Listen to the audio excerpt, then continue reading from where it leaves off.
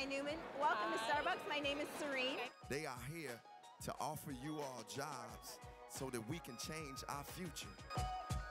The trick is, we want to pour this milk into the cup.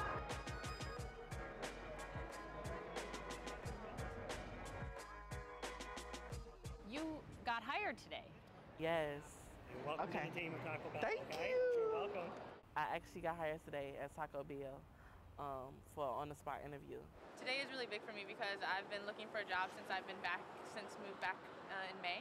These are the faces of Chicago's future, America's future. I want to be in film or anything behind a camera. I want to get my PhD in physical therapy and become a physical therapist. That chance came this week. For some of these young men and women, it came for the first time. From Starbucks to Nordstrom to Taco Bell, companies hiring hundreds at Chicago's Opportunity Fair. And they got a shot at a face-to-face with top CEOs. What does it feel like to be here, to feel like you're getting a shot? It's great. I actually walked in and I talked to Nordstrom's Rack, and one of the guys, he liked me, so that was a good experience for me, and that gave me confidence. You want to feel like a person, and when you're unemployed, especially when you're young and unemployed, you don't always feel like a person because everyone looks down on you for some reason or another.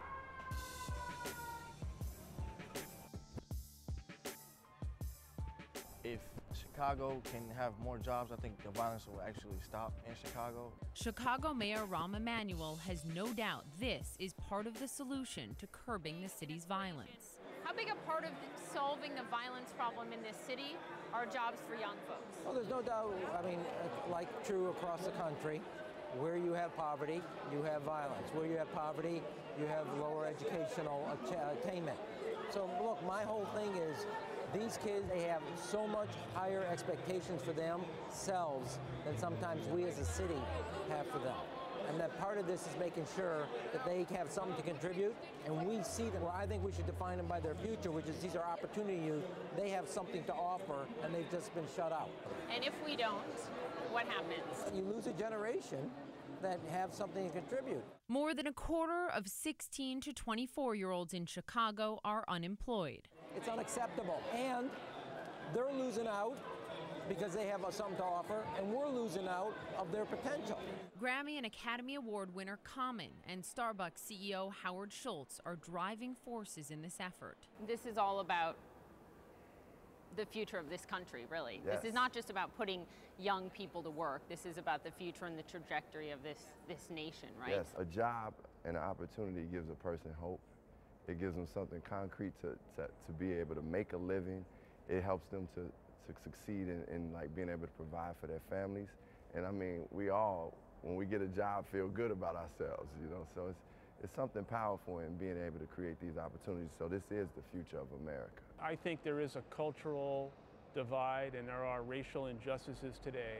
We should see opportunities for people, irregardless of their station in life or their color of their skin. And I think the fact that there are 5.6 million kids in this country who do not have an opportunity, it is a tragic situation. And to me, it's un-American. The American dream, it hasn't been extended to a lot of the young people here. And a lot of it has been color barriers. In some shape, form, or fashion, America, throughout some of the history, has looked at black and brown people as not worthy of receiving equal treatment and equal opportunities. A lot of people don't know you're born in Brooklyn.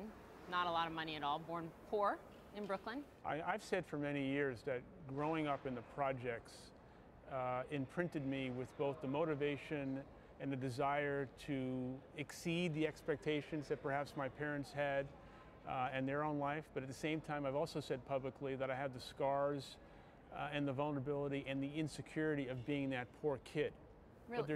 That still lives with you? I still have that today. But I think here's the difference.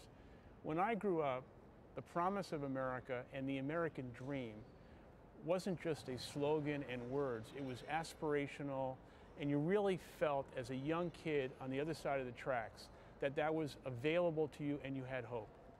When I look at the situation now and I hear 5.6 million disconnected youth in the country, not in school, not working, mainly African American and Latino, I ask myself, does the American dream and the promise of America, is it as relevant and accessible to those kids right now as it was when I was coming up? And I think the sad answer is no.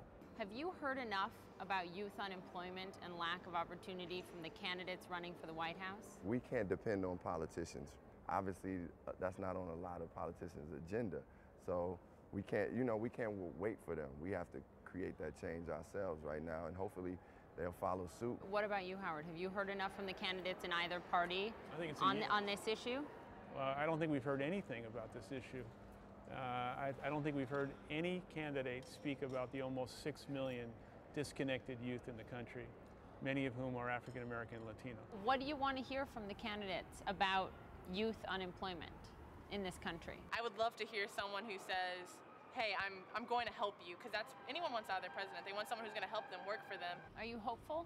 I'm hopeful that I get a chance to succeed. We haven't invested in our kids. We just haven't, and I think we're paying a price as a country across race, class, geography, and incomes for not investing in the greatest potential we have, which is our kids. More than 4,000 of Chicago's youth were there, and 600 got job offers on the spot. It's not a panacea, but with each job comes so much more than just a paycheck. We bringing these worlds together. We bringing the corporations to Chicago.